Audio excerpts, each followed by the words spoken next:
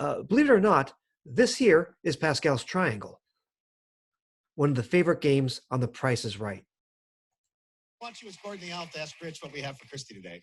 Rich, what do we have for Christy today? Christy, you're going to play Plinko for a chance to win up to $50,000. Happy birthday, Scott. Come over here, Christy. Scott's our PA. He makes the least amount of money, so we like to get to come on TV and get a little thrill. That's Scott. That's in lieu of money from CBS. That was a little gift from CBS in lieu of money. Here's the Plinko chip, worth up to $10,000. That's more than we pay Gordon that's more than we play Gordon the elf all year long. Up to $10,000, and you get to win 4 more chips worth up to $10,000, so almost $50,000 if you know anything about these prizes. What's the first prize? Rich Fields. All right, first, your Christmas decor just got a little more elegant with his hand-painted snowman figurine. Now, it's not $68, but the price starts with a 6 or ends with an 8. What is it? It starts with a 6 or ends with an 8. Ends with an 8. Ends with an 8. Give her another Plinko chip, please. Rachel, yes. Rachel the elf has gotten you another Plinko chip. Rachel is Santa's little helper today. What's the next prize? So basically, she accumulates chips, and this is what she does with them. Got to do one at a time. You're going to put them flat against the wall, let it drop. You want $10,000 right in the middle here. That's what you want to get 5 times. Just put it up flat against the wall and drop it whenever you're ready. There you go. Come on down. Come on down to 10,000, 10,000, 10,000, 10,000, 10,000, 10,000, 10,000. Oh! So close. Right there. That's where you want it. That was really close. True. Really close. Really close. There you go. Right down the side. Back in the middle. Back in the middle. There you go. Stay in the middle. Stay in the middle. 10,000, 10,000, 10,000.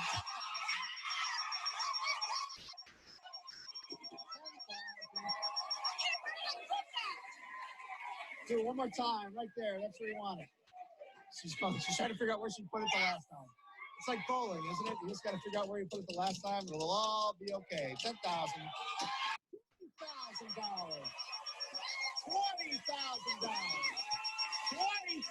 $20,000 so far. One more time. Don't lose your mojo, Christy. I don't know. I can't remember. Somewhere right around there. $20,000.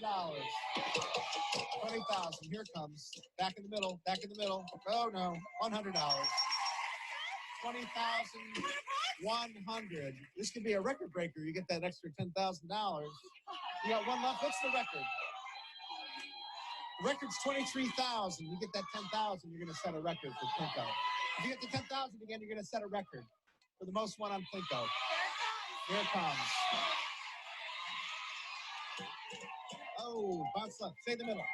Stay in the middle. Come on down. Get in the middle. A new Plinko record. A new Plinko record. $30,100. Christy, come on down here. A new Plinko record. 36 years of Price is Right. $30,000 for Christy. That's the most anybody ever wants for Plinko. We'll be right back with more Price is Right after this. So that is the Pascal's triangle. Plinko is Pascal's triangle. Let's go to this great website, mathisfun.com, which does a great job with Pascal's triangle. So how is Pascal's triangle constructed? You might remember this from your algebra class.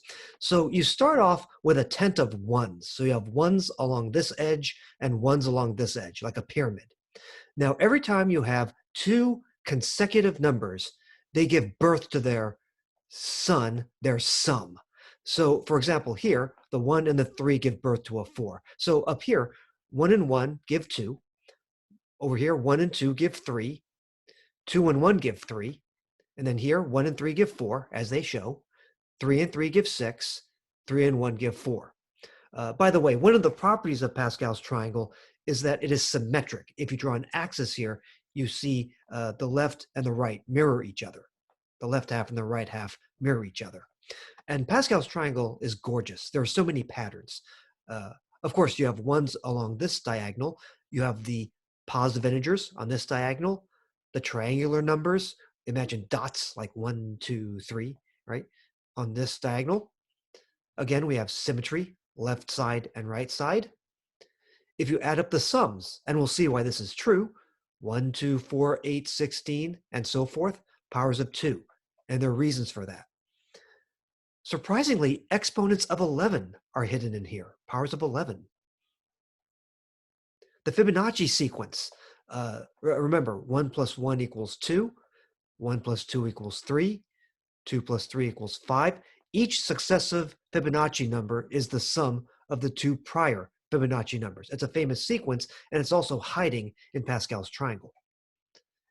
If you shade in all the odd entries, and you do it for many rows, you get the Sierpinski triangle or gasket. It's this thing, which is a famous creature in chaos and fractal theory. The idea that basic rules lead to these elaborate, complex patterns. Okay, now we saw the powers of 2 before, and this kind of explains why. For example, consider 3 flips or tosses of a coin, fair or not. All right. Well, how many possible sequences of 3 heads or tails can we have? Well, we have 3 flips or 3 positions. Each position can be a head or a tail, right? So we have 2 possibilities for the first flip, 2 possibilities for the second, and 2 possibilities for the third. 2 times 2 times 2 is 8. Now, Pascal's triangle, let's look at this. 3 flips or tosses of a coin, fair or not. All right. Notice there's only one way to get 0 tails and 3 heads, 3 ways to get 1 tail and 2 heads, 3 ways to get 2 tails and 1 head, and only 1 way to get all 3 tails. These are the numbers in Pascal's triangle on row number 3. Bear in mind, when you look at Pascal's triangle, row number 0 is on top. So row number 0 has the 1. Here's row number 1, row number 2, row number 3, and so forth. You can look at the second number in the row to see what row number we're talking about.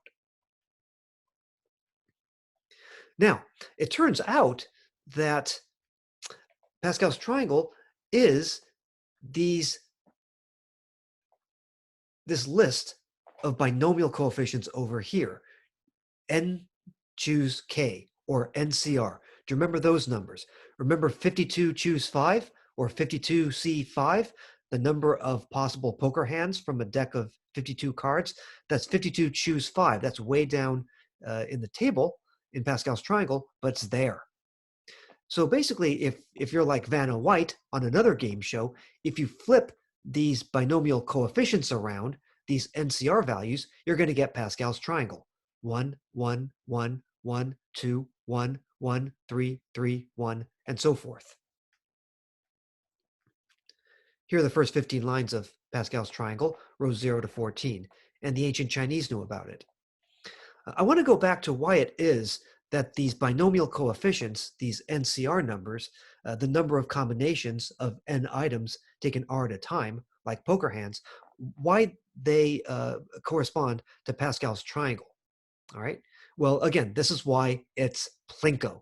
Let's go back to this Plinko board over here, this Pascal's triangle. All right. In fact, I'll go to the very top. All right. So how many ways are there to hit this pin over here? Imagine that each of these squares corresponds to a pin. How many ways are there to hit this pin over here? 3 choose 1 or 3. Left, left, right, left, right, left, and right, left, left. We're imagining these falling chips.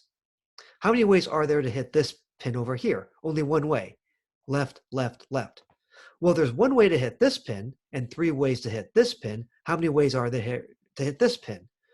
1 through here, and then go right, 3 through here, and then go left, 4 ways to hit this pin.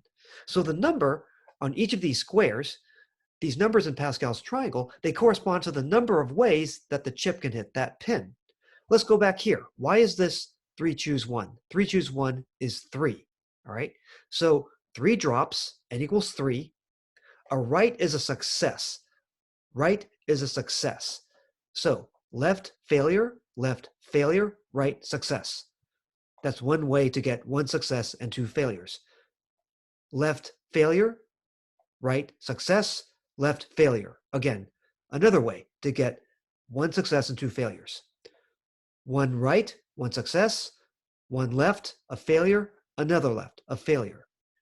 So how many ways are there to get 1 success and 2 failures out of 3 trials or 3 drops? 3 ways, 3 choose 1. So that's an example of why Pascal's triangle is a table of these binomial coefficients, the number of combinations, NCR, n items taken R at a time. Again, 52 choose 5 is way down here, about 2.6 million. At the very bottom, again, the Plinko board. It's called a quincunx. So let's say that it's 50-50. P is 0.5 in a binomial distribution. Let's speed it up. Here, n equals 6, p equals 0.5. And we're looking at what a binomial distribution where n equals 6 and p equals 1/2, what that histogram would look like.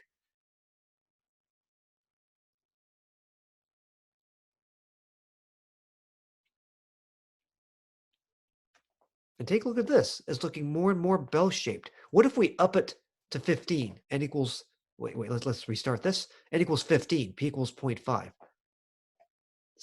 Sped up, looking down there. N equals 15, p equals 0.5. Binomial distribution. Again, a right is a success, a left is a failure. Each drop is a trial, which means that these numbers here correspond to the number of successes. If you're a student who gets all 15 questions correct on a true-false exam, for example, then you'd be in this bin over here. Not very likely, though. And again, it looks more and more bell-shaped. All right. And they explain the quincunx over here. Again, it's a great website. Great website. Okay, and a normal distribution approximates that. But Pascal's triangle is absolutely gorgeous. Pascal's triangle, which is one of the most beautiful things in math. I talked mostly about it last time, but I wanted to add in a few finishing touches here. This is a handout I created about the magic of Pascal's triangle. So as a quick reminder, remember we put ones along these edges of this tent or pyramid here, right? And every time we get 2 consecutive numbers, they give birth to their sum. Their sum is a sum. So 1 plus 1 is 2, 1 plus 2 is 3, 2 plus 1 is 3, and so forth. And I claimed that these numbers in Pascal's triangle were in fact these binomial coefficients, these numbers of combinations, n choose r. So for example, 3 choose 1 is 3. And that corresponds to the number of ways for a Plinko chip to hit the 3. There are 3 drops, n equals 3, drop, drop, drop. Okay, a right is a success, a left is a failure. So how many ways can you get 1 success out of 3 trials? 1 right out of 3 drops? Well, left, left, right, left, and right, left, left. 3 choose 1 is 3. Now, how is this related to the binomial theorem from algebra? So you might remember from algebra class that a plus b all to the third can be written like this, right? Where for the variable parts, we start with a to the third, we decrease the exponent by 1 until the a disappears, and then for b starts off as b to the 0, which is 1, which is invisible, and then we get b to the second, b to the third. And the coefficients for this power of a binomial, right? These coefficients come from Pascal's triangle. It's these binomial coefficients, these n choose x guys. N choose 0, n choose 1, n choose 2, n choose 3. 3 choose 0 is 1, 3 choose 1 is 3, 3 choose 2 is 3, 3 choose 3 is 1. Now, why does that make sense? How do we get the cube of a plus b? Well, if you cube anything, you take 3 copies of that thing, here, a plus b, and you multiply them together. And you can distribute like crazy. But basically, when you perform the distribution, for each term, you get a choice from here, a choice from here, and a choice from here. It's kind of like if you have 3 meals in a day, breakfast, lunch, and dinner. For breakfast, you can pick super salad, A or B. For lunch, A or B, super salad. For dinner, A or B, super salad. Okay. Now, again, instead of salad, we can talk about B, or a success, or getting a question right, or getting ahead. Okay. So basically, if you choose a term from here, and then choose a term from here, and then choose a term from here, there are 8 ways to do that. 2 times 2 times 2. 2 to the third is 8. So you could have all soup, right? A. That could be all failures. The number of ways to get 0 successes out of 3 trials. The number of ways to get 0 questions correct on a 3-question exam, 1 way. Wrong, wrong, wrong. A is wrong, B is right. But how many ways can you get 1 question right and 2 questions wrong? How many ways can you get 1 success out of 3 trials? Well, you could have wrong, wrong, right, wrong, and right, wrong, wrong. When you add these together, you get 3 A squared B. The 3 here is the number of ways to get 1 question right out of 3 questions. Likewise, 3 choose 2 is also 3. That's from symmetry. The number of ways to get 1 question right out of 3 is equal to the number of ways of getting 1 question wrong out of 3, or 2 questions right out of 3. So there are 3 ways to do that. You add these up, and you get 3ab squared. These 3 guys here. And then there's only 1 way to get all 3 questions correct on a 3-question exam.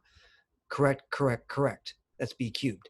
Add these all together, and you get the expansion of the cube of a plus b. So if you love algebra, I'm sure you love that.